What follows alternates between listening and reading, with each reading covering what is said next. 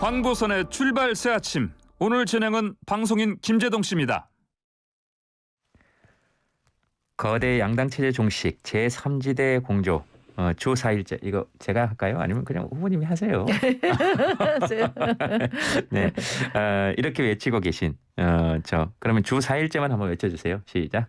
주 4일째 네, 알겠습니다. 기자. 심상정 정의당 대선 후보 만나보겠습니다. 어서 오십시오. 네, 반갑습니다. 네, 밥은 좀 드셨습니까 오늘? 못 먹었죠. 아 그래요? 네. 네, 마치고 드세요. 제가 오늘 시간이 없어서 못 써드리겠습니다. 우선 말씀만도 감사합니다.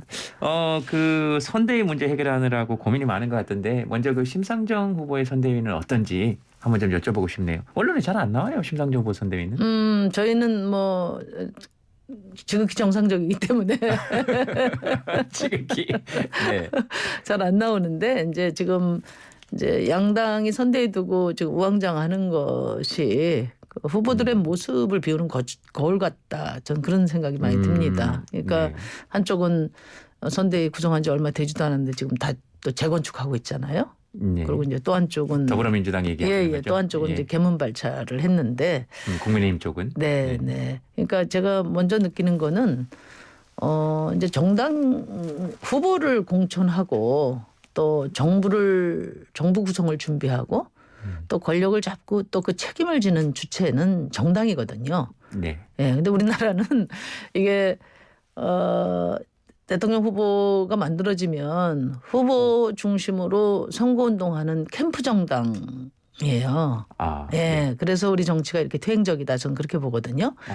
이제 그런 캠프 정당의 모습을 좀 적나라하게 보여주고 있다 이렇게 생각하고 이제 국민의힘 같은 경우에는 과연 지금 수권 능력이 있냐. 후보부터 지금 선대위원장까지 전부 민주당 에서 오신 분들로 다 채워지고 있잖아요. 네. 그거는 정당이 자당해서 후보도 못 만들고 또 선거를 지휘할 사람도 없는데 그러면 그런 정당은 이제 없어져야 되는 거죠, 사실. 그다음에 이제 국민의힘은 없어져야 된다.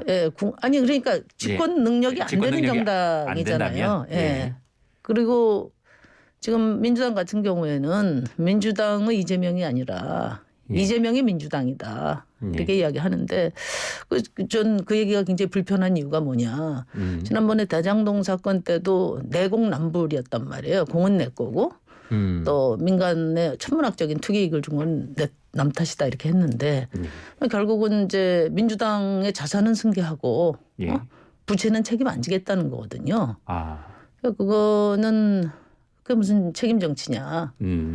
그거는 이제 국민들을 사실 기만하는 거죠. 네. 그런 점에서 양당의 지금 선대위 구성을 둘러싼 논란이라든지 그 모습이 양당 체제가 자신들의 능력으로 집권을 하고 또 그 정부를 책임질 수 있는 그런 자격과 능력이 되느냐. 양당 체제의 한계를 적나라하게 보여주고 있다 이렇게 생각합니다. 네. 그러니까 첫 번째는 그 너무 당연하게 다들 이야기하는데 공당이 대선이 시작되면 대선 후보의 캠프가 되는 것은 옳지 않다. 그렇죠. 평상시도 뭐 캠프 정당 수준이죠. 그렇게 될 때는 이제 당이라는 것은 국민의 5천만 국민을 나누어서 대변하는데 대변 기능이 이제 거의 없고요. 그러니까 정치인들 간에 이제 권력 투쟁만 있는 거죠. 그리고 또 대통령은 뭐 임기가 한정된 분 아닙니까? 그러니까 당은 또 장기적으로 책임을 지는 거고요. 그러니까 이제 대통령 그러니까 권력 잡았는데 그 정부가 잘못하면은 인물 바꿔서 다시 또 정권에 도전한단 말이에요. 잘못한 권력을 줬는데 잘못하면 심판받고 잘하면 또 재집권하고 하는 게 민주주의거든요. 근데 이제 송영길 대표가 얼마 전에 이재명 후보가 집권하는 것이 정권 교체다. 이런 얘기를 했는데 이거는 진짜 세계 정당사에 길이 남을 얘기 같아요. 그러니까 그런 것은 정당 민주주의 책임 정치를 호도하는 인식이거든요. 알겠습니다. 그 얘기는 굉장히 좀 이렇게 들으면서 이렇게 생각할 수도 있구나라고 생각했던 게 선대위의 모습을 보면 그 후보가 지금 보인다. 그러니까 윤석열 후보는 지금 선대위 모습을 봤을 때 수권 능력이 없다. 그리고 이재명 후보는 지금 공은 나에게 그다음에 관은 남에게 돌리고 있는 구조다. 네, 그러니까 그렇게 결국은 보시면. 국민들이 예. 대선 후보와 그 대선 후보를 배출한 정당의 그 철학과 비전, 능력을 보고 찍을 거예요. 예, 알겠습니다. 지금 본인 선대위는 아무 문제가 없다라고 말씀하셨는데 그건 뭐 나중에 딴 데 한번 물어보겠습니다. 네. 아니 문제가 없다는 것이 아니라 예. 지금 뭐 언론에는 이제 뭔가 문제가 있어야 주목을 하니까 이 딜레마를 어떻게 해결할 건가. 알겠습니다. 뭐 저희도 부족함이 많습니다만은. 이런 말씀 드리는 게 어떨지 모르겠는데 곧 문제가 생기면 한번 뵙겠습니다. 예, 우리 자체 내에서는 인공 물결이라도 만들어야 되지 않나 뭐 이런 고민을 하고 있습니다. 예, 인공 물결 얘기하셨으니까 제3지대 얘기 또 안 할 수 없습니다. 안철수 후보하고 지금 약속 잡으셨습니까? 뭐 지금 실무선에서 논의를 하고 있고요. 아마 오늘 중에 구체화될 것 같습니다. 예, 잠깐 머뭇머뭇하신 걸로 봐서 지금 거의 임박한 것 같습니다. 지금 잠깐 우리 이런 거 잘 잡습니다. 아니 뭐 이제 뭐 매일 만나요, 사실 후보들 모이는 자리에서. 아 그래요? 네. 매일 만나요? 거의 뭐 매일 일정이 이제 있으니까요. 그렇죠. 네. 다른 그리고 후보들까지. 뭐 정치인들이 여야를 불문하고 수시로 만나서 대화하고. 또 뭐 논의하고 이렇게 하는 것이 저는 맞다고 보는데 그렇죠. 우리나라는 한 번 만나는 것 자체가 이렇게 뉴스가 돼야 되니까 그것도 좀 불편한 일이긴 하네요. 그렇죠. 그게 참 희한하죠. 네. 그렇게 자주 만나고 또 서로 이야기하고 그러다 보면 사실 인간적인 교류가 쌓이면 그 정상회담도 그렇잖아요. 그럼요. 인간적인 교류가 굉장히 중요한 거니까. 그 시모님 얘기 들으니까. 네, 하여튼 뭐 조만간에 맞다. 뵙고 두 분 말씀을 나눌 예정입니다. 오늘쯤 결과가 나오겠네요. 네, 그렇습니다. 아 그렇군요. 알겠습니다. 잘 여쭤봤네. 그 어디까지 공조하시는 겁니까? 그러니까 두 분이 만나서 그 얼핏 이게 솔직히 그림이 잘 안 그려져서 그래요. 그림이 잘 안 그려져서 어디까지 공조합니까 이게? 네, 이제 그 제가 제3의 강에 과감하게 배를 이제 띄우겠다고 했는데 사실 이 배 몇 분이 탈지 또 이 배를 어디까지 항해할 수 있을지 그거는 이제 좀 노력해 봐야 될 것 같고요. 일단은 이제 기득권 양당 체제를 끝내자. 이것을 천명한 분들이 이제 후보 중에는 안철수, 김동연 후보니까 이분들하고 만나서 1차 논의를 해보자는 거고요. 김동연 후보 제3의 물결 김동연 후보까지 같이 지금 포함되는 거군요. 뭐 본인들 의사를 확인을 해야 한 자리에 모일 수 있기 때문에 안철수 후보님 좀 만나 뵙고 그리고 순차적으로 또 김동연 후보도 만나 뵐 생각이고요. 근데 우리 당 차원에서는 이제 이보다 앞서서 뭐 녹색당, 뭐 미래당 이런 진보 정당들과 또 정록 연정, 그다음에 기후위기 불평등을 해결하기 위한 연대 방안은 또 논의를 하고 있죠. 그래서 하여튼 뭐 지금 국민 여러분들이 양당 체제 갖고는 안 된다. 찍을 사람이 없다. 뭐 양당 후보들만 찍어야 되면 이제 투표장에 안 나가겠다 이렇게 말씀을 하기 때문에 그런 분들도 계시죠. 정권 교체, 시대 교체의 사명감을 가지고 대안을 모색하는 데 노력을 해보려고 합니다. 이 힘은 어느 정도 될 거라고 예상하십니까?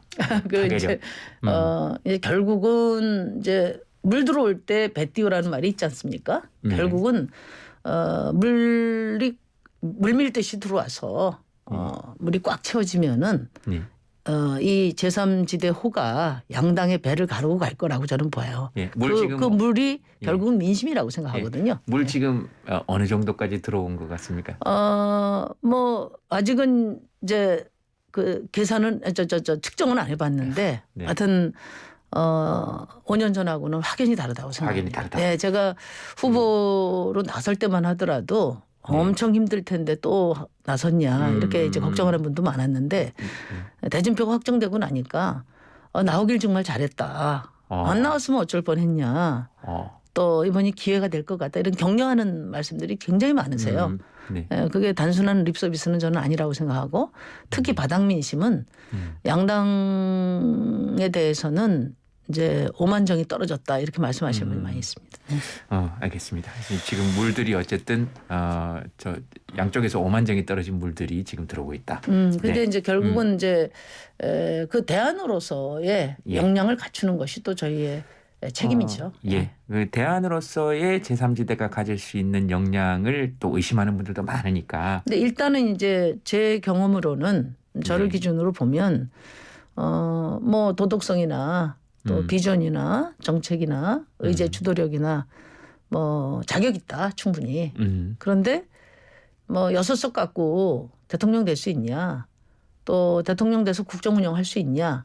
이제 이게 이제 국민들의 걱정이신 것 같아요. 그래서 제3지대가 제대로 결집된다면 네. 또 국민들의 선택이 전략적으로 저는 이제 바뀔 거라고 생각합니다. 예. 바로 앞에 몇 분 전에 왔다 갔는데요. 누가요? 이준석 대표가요.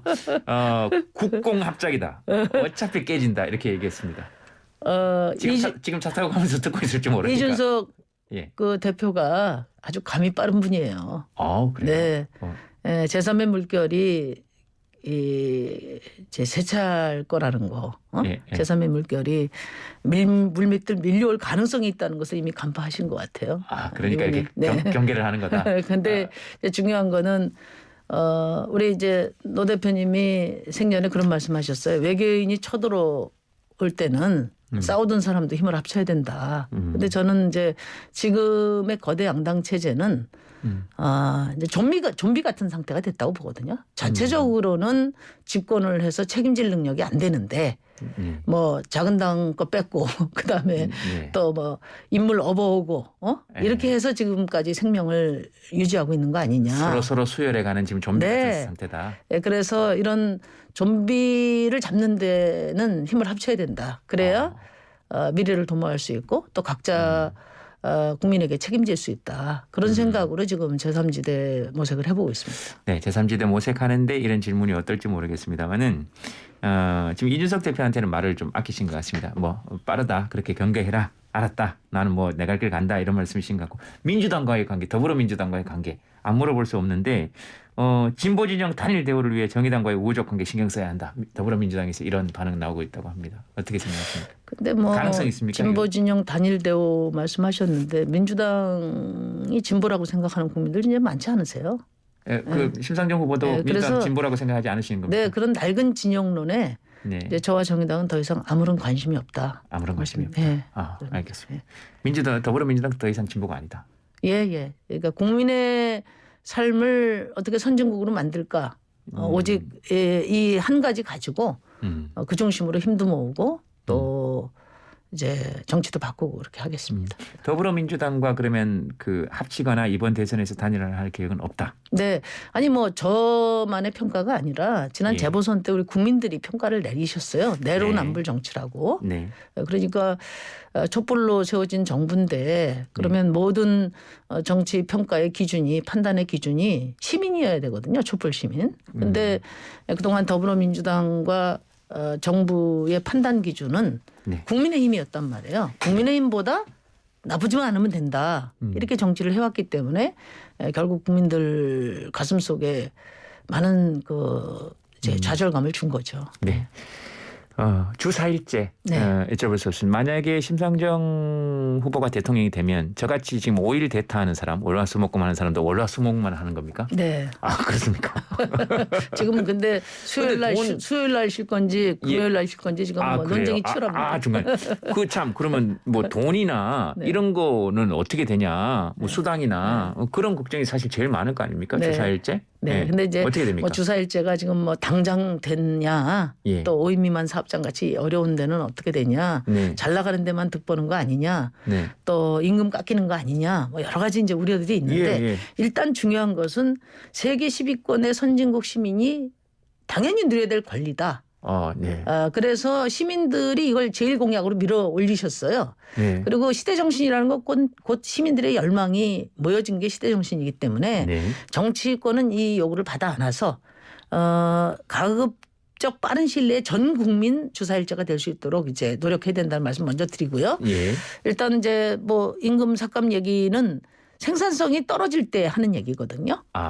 주사일제를 했을 때 생산성이 많이 떨어지면 그걸 누군가 채워야 되지 않습니까? 그렇죠. 근데 지금까지 OECD의 실험 결과나 우리나라 KDI 분석 결과도 이제 모든 업종이 다 그런 건 아니겠지만 네. 이제 같은 기준으로 볼 때 주사일제를 하면은 1인당 1.5배의 생산성 향상이 있다. 이렇게 돼 있습니다. 네, 그래서 임금 삭감 없는 주사일제를 가야 되는 거고요. 예. 그다음에 이제 주 5일제 주 4일제를 실시하면서 지금 주 5일제도 지금 적용이 안 되고 있는 5인 미만 사업장이라든지 예. 강제로 자영업자 취급을 받고 있는 특수고용직 노동자들 네. 또 플랫폼 노동자들이 이 주 4일제를 함께 적용받을 수 있도록 제가 지금 준비하고 있는 신노동법을 패키지로 같이 추진할 생각입니다. 알겠습니다. 그럼 뭐 만약에 임금이 똑같은 상태에서 주 4일제가 된다면 하루 줄어든다면 그거야 뭐.